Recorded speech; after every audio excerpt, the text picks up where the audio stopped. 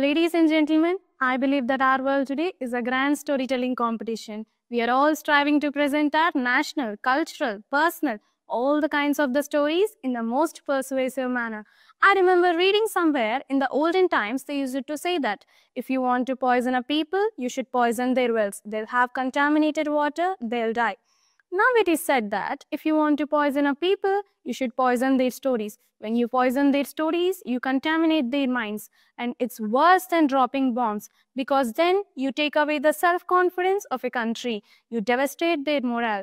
I think it is more damaging any day than poisoning water or poisoning wells. You make a country doubt its abilities. And we, Indians, have been through a very difficult phase where we were colonized. And while we achieved independence 75 years ago, I think somewhere a lot of us are still colonized in our minds. We need to come out of that. So it is important to tell the stories and tell the right stories in the right manner because stories sway people. They change the course of policies, politics, and indeed the world. And this is my favorite example from the Second World War.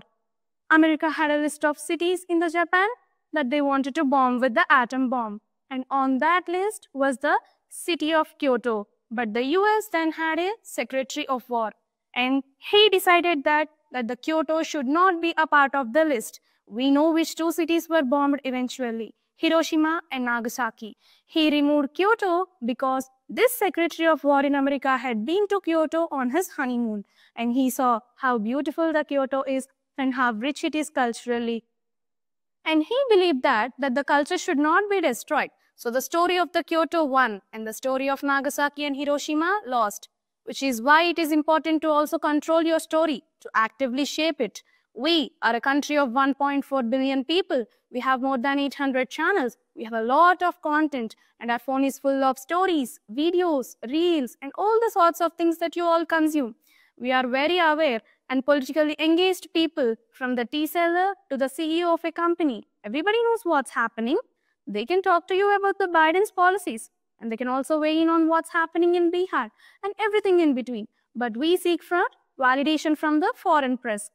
And while we achieved a lot in India in the last 75 years, we had not a single newspaper being published from the another country. Can you imagine an Indian newspaper publishing a headline about something in the US or the UK? And for that, making it to a big political story of that country? Will American leaders debate what's written in the Indian Express? Will British leaders debate what's written in the Times of India? They are not affected by what we are saying, but we are affected by what they say about us. If there is a disturbance in Kashmir, the BBC reports it, the Al Jazeera reports it. They use their own lens, their own editorial biases, and all the media is agenda-driven. And I was discussing it with someone earlier today. India's first newspaper, Hikki's Gazette, was a first very anti-imperial newspaper. It had agenda. It took sides. Media takes sides, and that is okay. The argument I'm making is very simple. We are a land of epics like the Mahabharata and the Ramayana, and yet we allowed others to take the control of our story for way too long. In Europe, in Africa, in America, and in Southeast Asia, there is an audience that wants to listen to India's perspective on what's happening in the world, that wants to know what India feels about the global developments. And it's only time for a country that is ready to assume its role as a global leader to have a voice like that. On the behalf of my team at Gayatri News Network, I want to thank you for tuning in. This is Deepika signing off. Until next time.